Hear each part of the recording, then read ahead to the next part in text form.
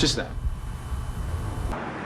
The Chevrolet Cruze LT with an EPA estimated 38 miles per gallon highway. Right now, current lessees get this 2014 Chevy Cruze LT for around $149 a month. Find your local tri-state Chevy dealers at ChevyDealer.com. Why did you let him do that to your son? All new Dr. Phil. Nature Valley Crunchy Granola Bars give you energy from 1/3 of your daily whole grains. So 1/3 of this commercial is dedicated to what you could do with all that energy.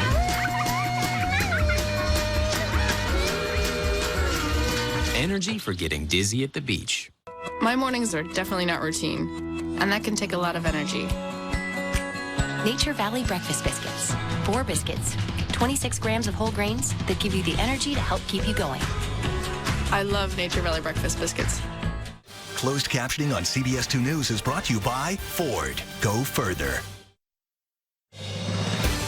Live from Studio 46, this is CBS 2 News This Morning.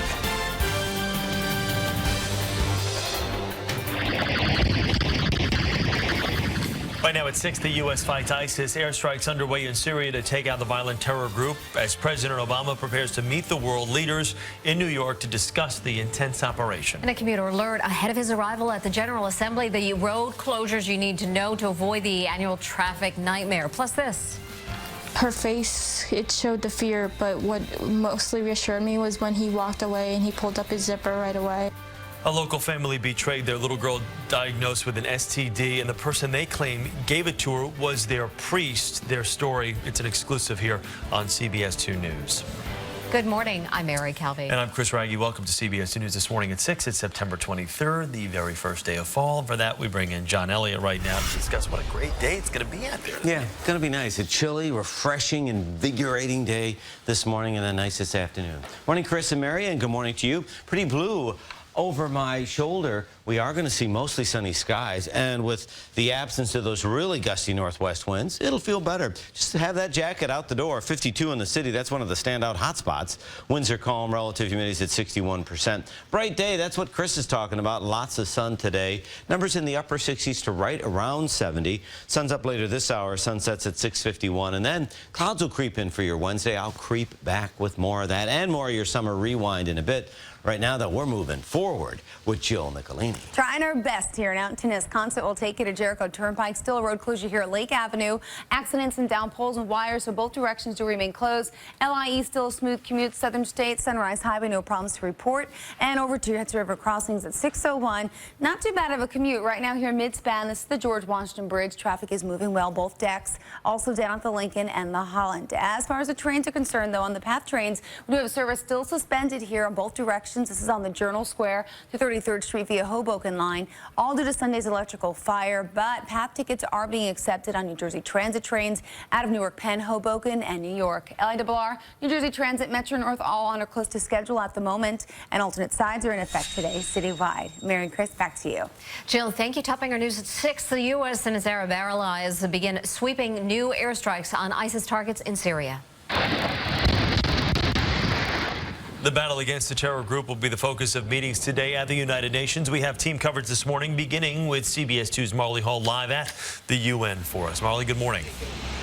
Chris, Mary, good morning. President Obama will speak here at the United Nations this afternoon, but last night he gave the green light for airstrikes against ISIS inside the terror group's stronghold.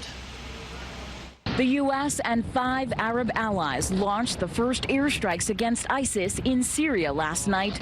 Pentagon officials say a mix of fighter jets, bombers, and Tomahawk missiles fired from nearby warships were used to destroy ISIS targets in 4 areas, including Raqqa, the group's stronghold. Targets are command and control centers in Raqqa, training facilities, and logistics, known targets. The new campaign comes after weeks of airstrikes targeting ISIS in neighboring Iraq. The president will join world leaders here at the United Nations General Assembly today.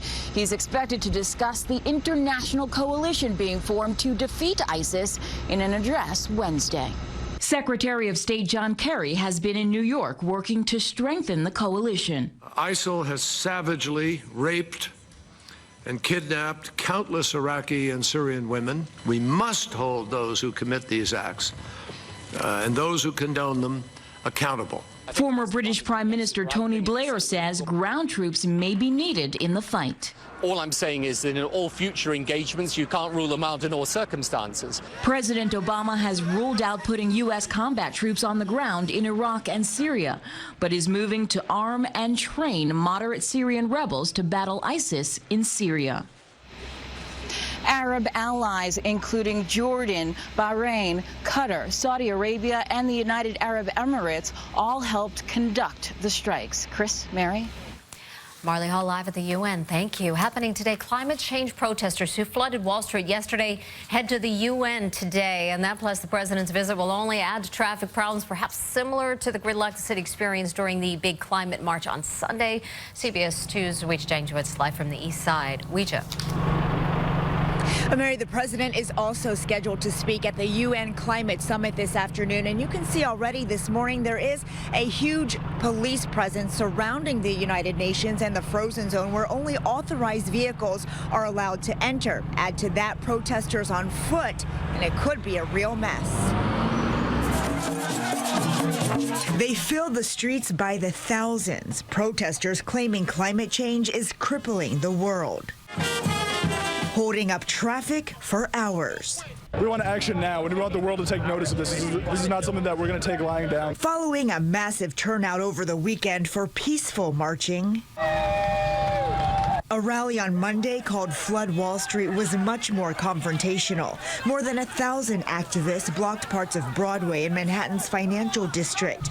Police set up barricades, arrested 100 people, and used pepper spray to control others. We were just up there. I was forced into the front lines. I just got behind the first set of people who just randomly pepper sprayed across, and I was just one of them. An aggressive atmosphere in lower Manhattan that could spread to the east side today. The marchers are expected to head to the United Nations, where President Obama will join the General Assembly. Several streets in the area are closed all week. First Avenue from 42nd to 49th, as well as 49th between Lexington and 3rd Avenues. Also closed 44th, 45th, and 46th Streets between 2nd and 1st Avenues. If you refuse to leave, you'll be placed under arrest. But that doesn't mean rioters will shut down their plans. And today only marks the beginning of the traffic headaches. Those road closures, along with several others, will be in place until Saturday. Live on the east side, Weijia Jang, CBS 2 News. Weijia, thank you for the latest traffic and transit conditions on the Upper East Side and throughout the tri-state area. You can visit our website, cbsnewyork.com. Well, new this morning, a driver accused of striking and critically injuring a Suffolk County police officer is expected in court today. CBS 2's Diane Macedo live in Huntington with the story. Diane?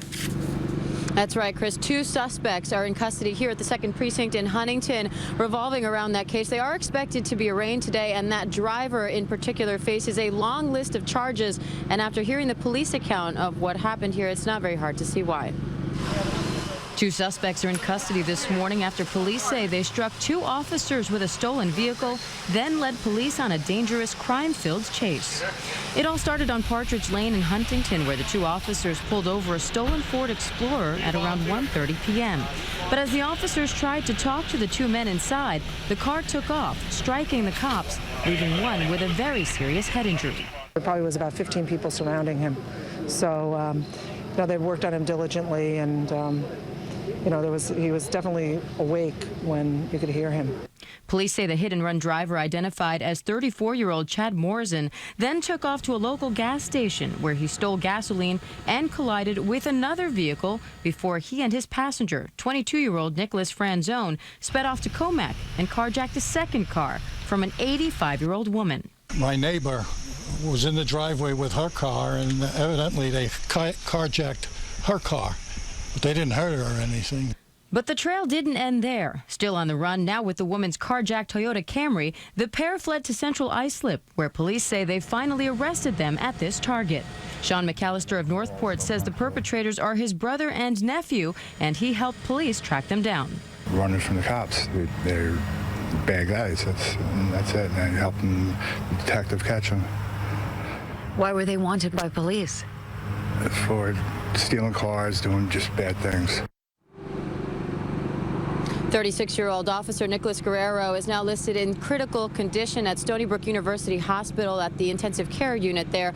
Officer Arabella Lugo was also treated at the hospital but has since been released. As for the suspects, as I mentioned, they are expected to be arraigned later today. The driver in particular faces at least 7 charges in this case, in addition to 3 open warrants he previously had for violation of probation and petty larceny. Live in Huntington, Diane Macedo, CBS 2 News.